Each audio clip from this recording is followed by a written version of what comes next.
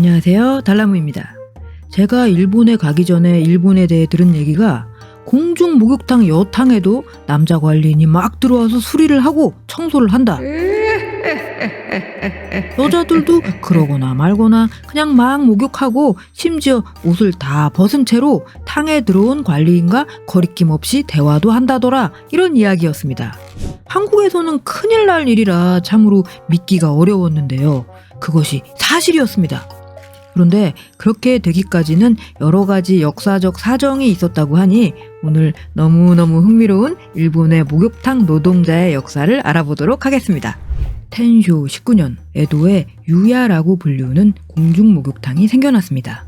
지금처럼 넓은 욕조는 없고 밀폐된 실내에 뜨끈한 김을 가득 채운 후 손님을 들여보냅니다. 뜨끈한 김에 의해 손님의 피부는 부드러워지고 묵은 때가 몸에서 떨어져 나옵니다. 그야말로 우리나라에 있는 후끈후끈 사우나와 비슷했다고 보여집니다. 이처럼 목욕탕 시설은 좋은데 씻을 때 등 쪽은 손이 안 닿아서 스스로 때를 긁어내기가 어려웠습니다. 때문에 등때를 대신 밀어줄 탕녀가 등장했습니다. 탕녀, 목욕탕 노동자의 첫 시작은 이처럼 여성이었습니다. 탕녀는 손님의 등을 밀어주고 머리도 감겨주고 차도 한 잔 끓여주는 역할을 했습니다.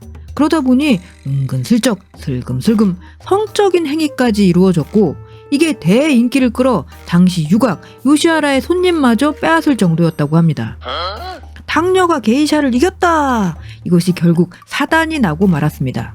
목욕탕에서 때만 밀어야지 그 짓도 하고 있다고? 이런 발칙한 것들이 있나? 탕녀 서비스를 금지하라! 정부의 금지 명령이 떨어졌고 결국 여성 목욕탕 노동자는 역사의 뒤안길로 사라졌습니다. 이리하여 새롭게 목욕탕 남성 노동자가 등장합니다. 그들을 산스케라고 부릅니다. 산스케로 처음 채용되면 일단 허드렛 일을 하는 견습생이 됩니다. 그 허드렛 일이란 가마솥 물을 끓이기 위해 필요한 장작을 구해오는 일입니다. 낮에 건물을 해체하는 현장에 가서 장작으로 쓸만한 나무를 모아 수레에 싣고 옵니다. 저녁이 되면 손님 맞이를 시작하는데요. 이라샤이마세! 손님들이 벗어놓은 옷이나 신발이 분실되지 않게 관리하고 지키는 일을 하게 됩니다. 이런 허드렛 일을 하며 2, 3년이 지나면 드디어 가마솥에 물을 끓이는 분리를 하게 됩니다. 그러면서 드디어 손님들의 몸을 씻는 때밀이 일을 시작하게 됩니다. 이때부터 호칭도 견습생이 아닌 정식 산스케라고 불리우게 됩니다. 손님들은 목욕탕을 이용하는 이용료 이외에 산스케에게 때밀이 요금을 추가로 지불하게 됩니다. 산스케는 훈도시 차림을 하거나 경우에 따라서는 반바지 차림을 하고 때밀이 업무에 임했습니다.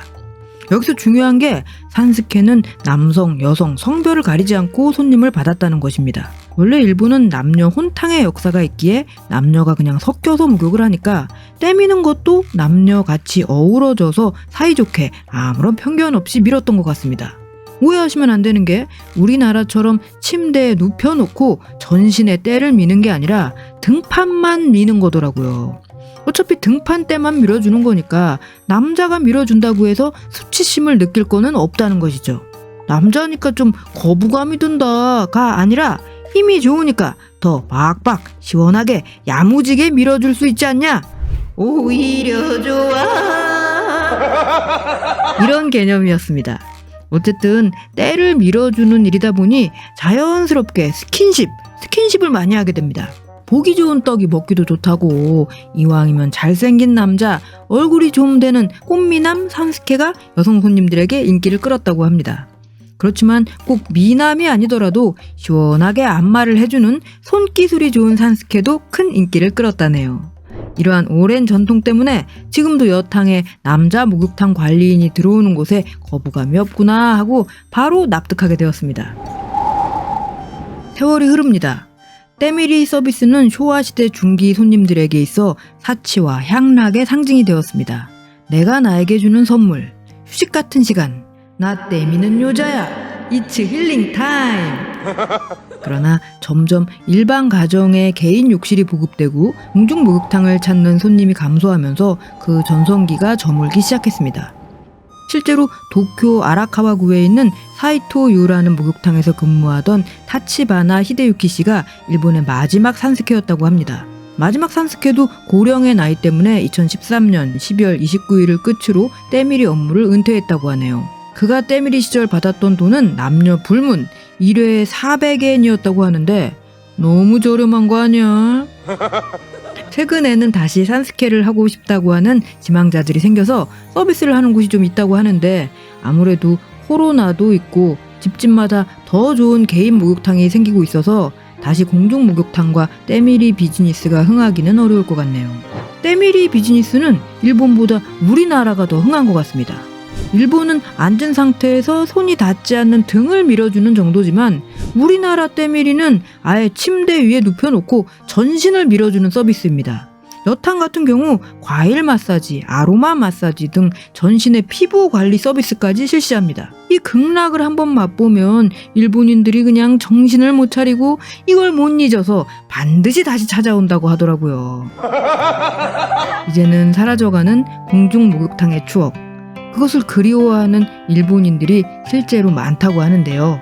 목욕이란 대체 무엇일까요? 아직 집에 제대로 된 목욕탕이 없던 옛날 그 시절, 하루 종일 열심히 일하고 저녁이 찾아오면 무거운 정장을 벗어제끼고 알몸이 되어 옆 사람과 스스럼 없이 대화를 나누기도 하고 서로 등을 밀어주기도 하던 시절. 난 왔다 하면 무조건 3시간은 있어.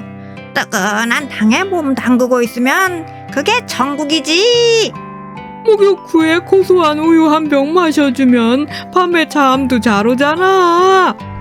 일본인들에게 있어 공중 목욕탕이란 단지 더러워진 때를 씻는 시간이 아니라 이웃과 정을 나누던 시간, 낭만의 시간이었는지도 모르겠습니다. 사람과 사람, 인간미 물씬한 채취가 가득했던 쇼와 시절의 추억, 아련하고 따뜻한 기억 그 자체였던 게 아닌가 생각해봅니다. 알라무의 일본 문화 이야기 안녕교토툰. 오늘은 일본의 공중 목욕탕과 때밀이 문화의 역사, 그 비하인드 스토리를 알아봤습니다. 또 다음 화에서 만나요.